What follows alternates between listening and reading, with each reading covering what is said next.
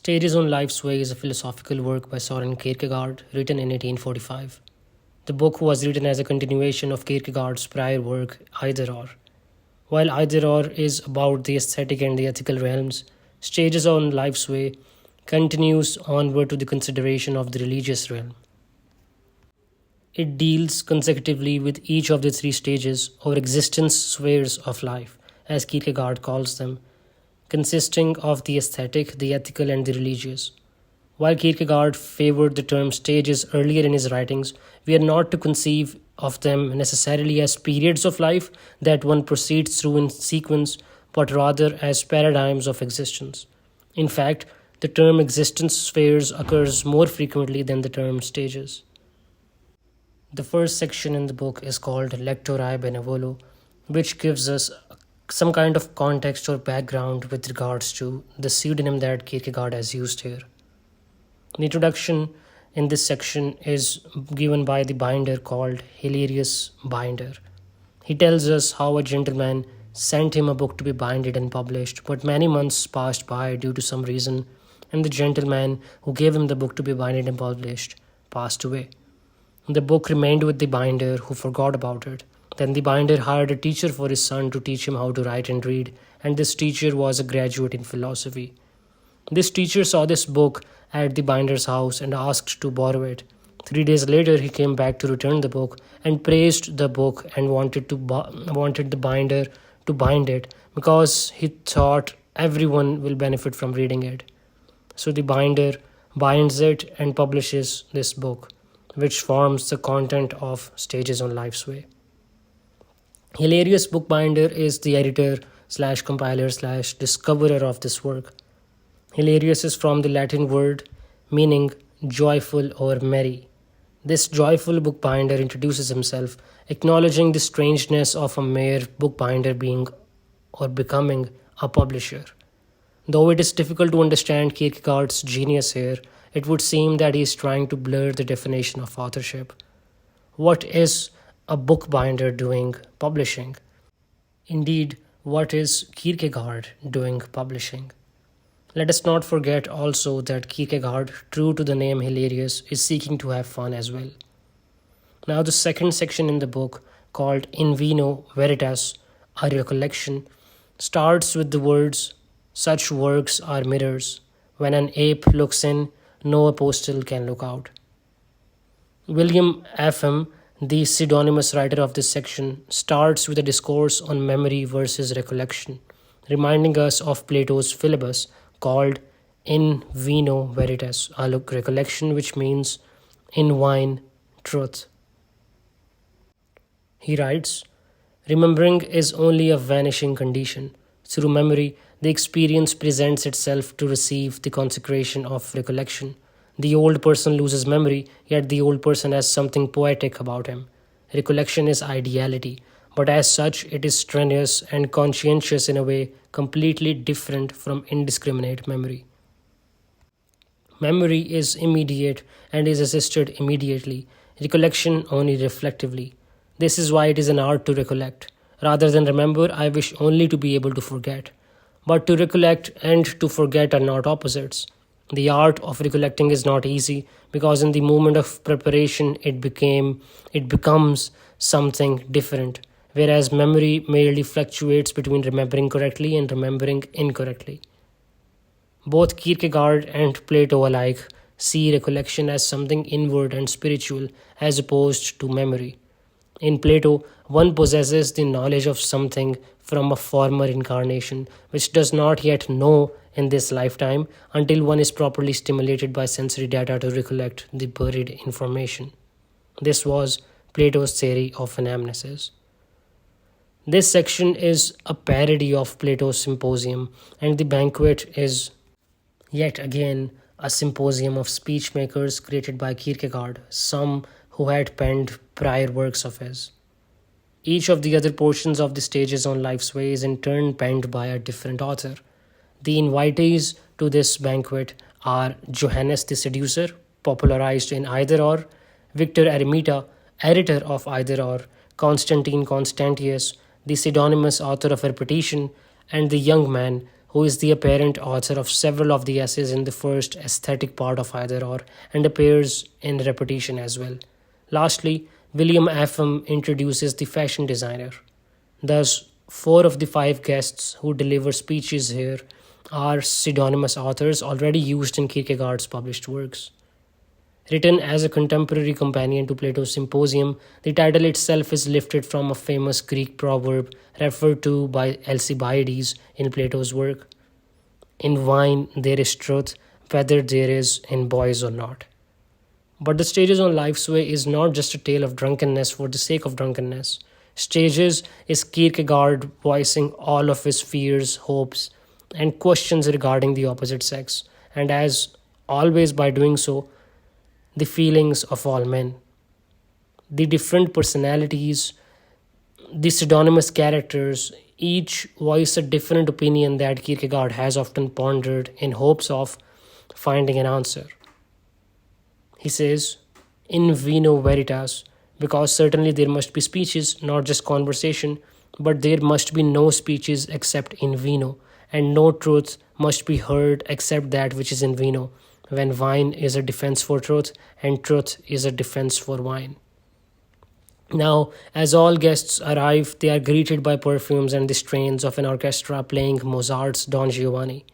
Constantine and his compatriots enjoyed themselves thoroughly, plenty of wine was had, and after a few courses, Constantine proposed that the night end with each man giving a speech. A few ground rules were laid down. First, the speeches should be given after the meal. Secondly, no one would be allowed to speak without first having drunk enough wine to feel its effects, but not so as to be hiccuping throughout the whole thing. All men would have to stand up and solemnly declare that they were in this state, that they were in vino. The topic of the speech Constantine proposes would be on erotic love and the relationship between a man and a woman. At about midnight, the young man gets up and says that he was in vino and began the first speech. The young man starts by admitting that he has no first-hand experience in the matters of love, but for this he is glad, saying that each love gone bad is a death to a person. It takes unhappy love 3 times to kill someone, and he states, "How lucky am I who have never loved and hope that I shall manage to die only once and mercifully, not from unhappy love." To the young man, the only thing that is worth anything is his own thoughts. He says, "To me, thought is all in all. I refuse to be unfaithful to my thought." His argument is that erotic love is not only fruitless but comic. He cites many examples of the classical Greek aspect of the comic in the contradictions and seeming madness brought about by love. He says, "On what principle then do you choose your lover? For love is blind." This shows how ridiculous love is. One would be alarmed if, for no accountable reason, people kept falling down and dying. What of falling in love, which happens for no accountable reason? This is not only silly but alarming, for there is an affinity between the comic and the tragic. Love is, in fact, a contradiction, and ipso facto, therefore, is comic for a third party. That is why lovers hate a third party. What is it that is lovable in the erotic? That is, what is the proper object of love? It cannot be the good or the beautiful, for to love these things is hardly erotic. To argue, as does Aristophanes in Plato's Symposium, that the gods made 2 sexes just to cause one to yearn for the other is no answer. Even Aristophanes goes on to ask why not 3 sexes. Love is, in fact, inexplicable. And that is the young man's whole problem with erotic love. It cannot be explained. Love can hardly be understood by the heart, let alone be rationalized by the mind. It's not that he is asexual, stating, "Not that I am without an eye for beauty, not that my heart is unmoved when I read the poets' songs," but he cannot understand love through reason. He has no use for it.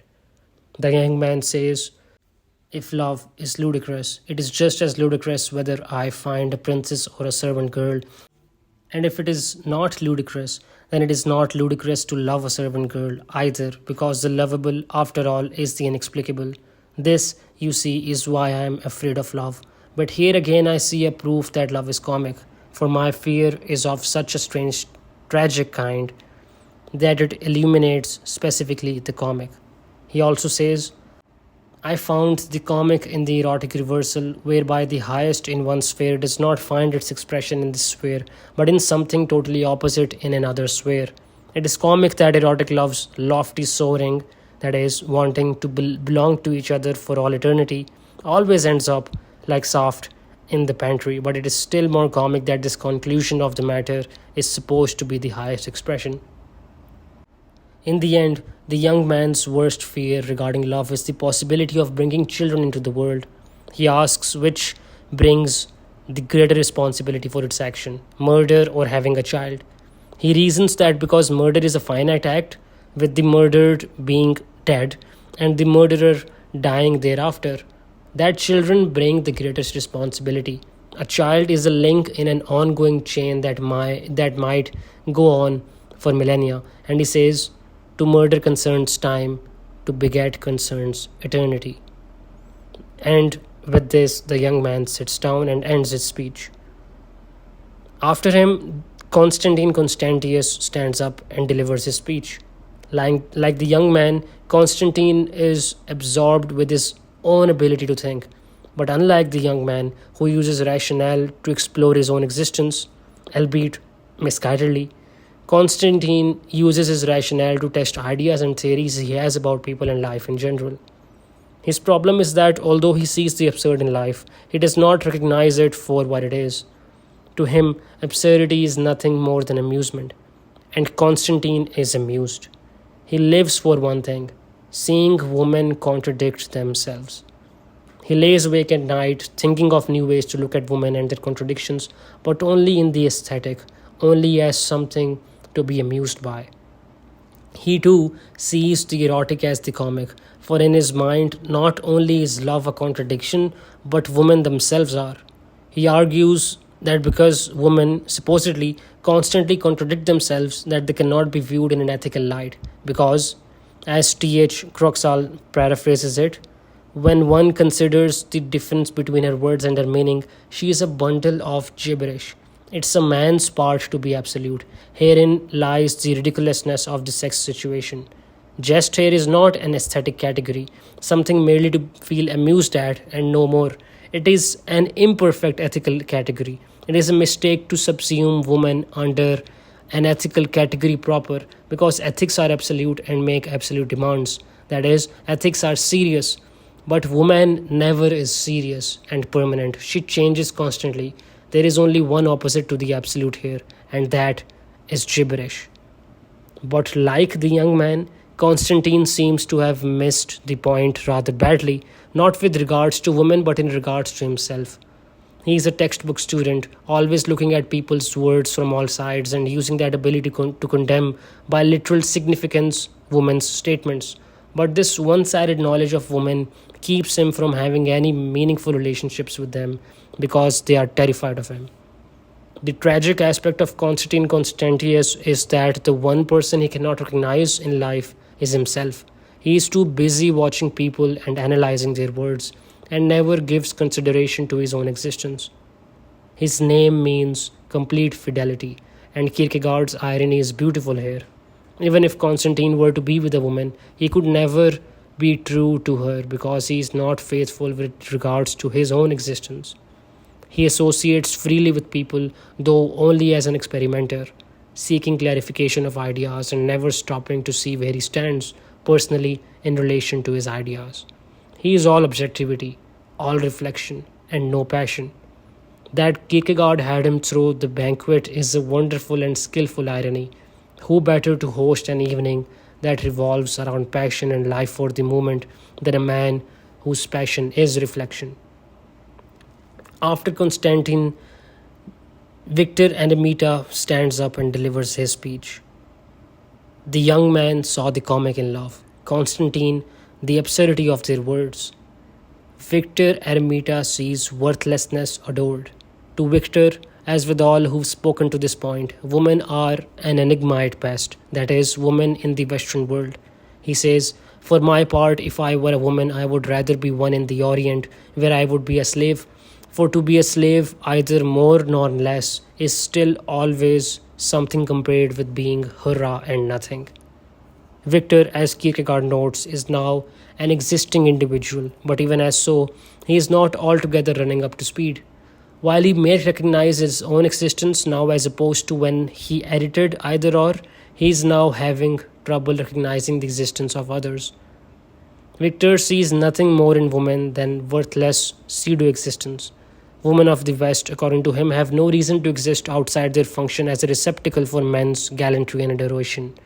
The problem he sees is that women cannot recognize their existence.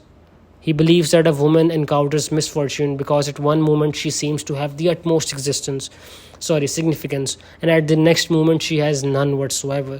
Her life becomes meaningless. Because of her limited intellectual ability, he believes, she cannot understand her situation. What happens to her lies beyond her comprehension. Her life has more to do with fantasy than realism. Victor goes on to note that as a child, a woman is inferior to a boy. As a teenager, there is little improvement. One does not know what to do with her, he says. She finally becomes the marrying age and is now suited to be adored, for as he states, every suitor is adoring. The common man and the cultured gentleman both go down on bended knee and worship this fantasy that is woman. Then, when she is finally married, she suddenly turns into Mrs. Peterson from the corner of Bath Street. But Victor's problem is that although he may now exist, it is hard to point out what he exists as. He doubts once again that he is glad that he is a man. In these words, I would rather be a man and a little inferior and actually be that, than be a woman and be an undefinable quantity and made blissful in fantasy. I would, however, rather be a concretion that means something than an abstraction that means everything. But for all of his talk, there still appears to be some question in his mind as to who he himself is. It is as if he is struggling with his effeminate side while verbally reinforcing his masculinity. From his speech, one might picture him as a fairly masculine figure. He thanks the gods he is not a woman, and yet he is not wholly masculine, but rather a kind of mental eunuch. He speaks about women, but is not really interested in her. Rather, he is inwardly afraid of women and avoids their company. Not that he has a right relationship with the men either, for most men fear his sharp tongue and feel uncomfortable in his presence. Therefore, he has no real friends. When one finally becomes an existing person, there is a re-evaluation of one's personality, a sifting through of all the characteristics that make a person who they are. This is what you see Victor doing, but by ignoring or at least severely downplaying women's existence, he is excluding an important factor that creates one's personality: recognition of the feminine. Yet another tragedy. Eremita, who now exists, faces a life of despair and confusion by ignoring the part of him that would make him whole. Before ending his speech, he says that unfulfilled love makes men great. He says, in a negative relationship, woman makes man productive in ideality. Understood in this way, she is inspiring, but to say it directly is to become guilty of a paralogism, which one must be a woman to ignore. Indeed, who ever heard that anyone became a poet because of his wife? As long as man does not have her, she inspires him. This is the truth that is the source of poetry and woman's fantasy. That he does not have her means that he is still fighting for her. For example, a girl has inspired many a man and made a knight of him. But has anyone ever heard that someone became valiant because of his wife? Or that he does not have her means that he cannot get her at all? In this way, a girl has inspired many a man and awakened his ideality, that is, if he has any to display. But a wife who has ever so much to give scarcely arouses ideality. Or that he does not have her means he is pursuing ideality. He may love many, but loving many is also a kind of unhappy love, and his soul's ideality yet actually consists in this striving and inspiring, not in the fractions of charm that constitute the sum total of the contributions of all the individuals. Next, the fashion designer delivers his speech. The fashion designer is the venting of the fury that men harbor towards women's vanity. There is not much worthwhile to be said about the fashion designer, except that it is Kierkegaard's comic relief in the stages on life's way. His hatred of women is so overdone that it is hard to keep from laughing. But in every exaggeration, there is, as an anchor, some truth. The fashion designer says, if woman has reduced everything to fashion, then I will use fashion to prostitute her as she deserves. I never rest. I, the fashion designer. My soul rages when I think about my task. Eventually, she is going to wear a ring in her nose. The fashion designer claims that all a woman thinks about is being in fashion, and that he is the only one of them that sees women's true weakness. He will spend his last dollar designing clothing that makes them look ridiculous, just to have the demonic pleasure of knowing that they look like fools. And oftentimes they do, he says. That is the point to the fashion designer. It is true to a point that women are more fashion oriented than men and spend far more time primping, farding, and froofing than men do. What man could read this and not smile a sly smile to himself, thinking that somebody is finally getting the better of a woman's vanity? Could it be that the fashion designer too is tragic, not for his obvious hatred of women but for another reason? Could it be that he is the one being duped? For whatever reason women chose to dress as they do, they subjectively see themselves as in fashion and are pleased. They live in blissful ignorance of the fashion designer's plot. No one, not even a god, could dismay her, for she is indeed in fashion. Stay clear of erotic love, for your beloved too might eventually wear a ring in her nose, and sadly indeed, many now do. After the fashion designer, Johannes the seducer delivers his speech. Certainly the most likable of all the speeches from a man's point of view, Johannes goes about life doing as he pleases as often as he can. To be brief, his speech is the hardest to get anything out of.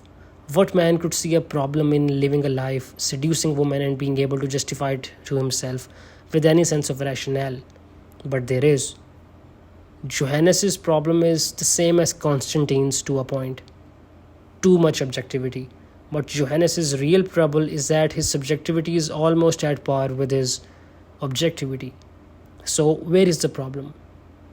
The fact that the two are diametrically opposed to one another with regards to his life. Johannes is only objective about one thing, everyone else and women in particular. Johannes is only subjective about one thing, his own pleasure. He refuses to look at women with any thought of the consequences of his actions, seeing women only as a workshop of possibilities. He acknowledges that his actions may cause pain to a woman later, but then she is not with her seducer. If you flip the coin, he refuses to see that his life is qualitatively void. All he puts into it is pleasurable stimulus, but there is no substance. He is the consummate nihilist. But in the end, nihilism leads to boredom. There is no doubt that one day Johannes will tire of the seduction, and then where will he be? He too is a tragedy, but he does not know it yet. Then the banquet ended, and all of the guests headed for home in the morning. As the carriages were being readied, the group went for a walk in the early morning hours and came upon a walled garden. Looking in, they saw two figures, a married couple, and listened into their conversation. This was the end point of all the philosophizing in vino that had gone on earlier in the morning.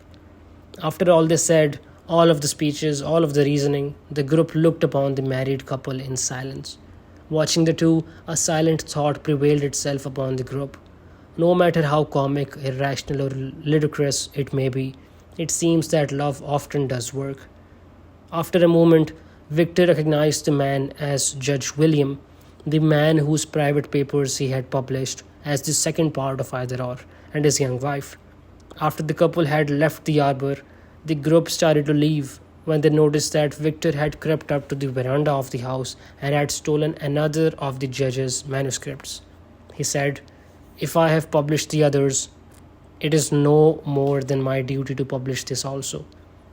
But as Victor goes to put the manuscript in his pocket, it is stealthily lifted from his possession by William F.M., the shadowy teller of this tale and silent sixth member of the group at the banquet. He then publishes it as Some Reflections on Marriage and in Answers to Objections, which is the next section in this book. Now, as a work of psychological analysis, Kierkegaard does a masterful job of showing the reader the different concepts that he has at one time or might have had in the past. The characters, like those in Plato's Symposium, are steeped in the aesthetic life, or what Kierkegaard calls perdition. Each character, by virtue of that fact, is stuck in an underdeveloped personality and would never grow to be a total whole human being. Each character is either passion without reflection or vice versa. In this discourse on the comic, we see in the end only 5 tragedies. In the next video, we'll speak of the next section in the book titled Some Reflections on Marriage in Answers to Objections by a Married Man.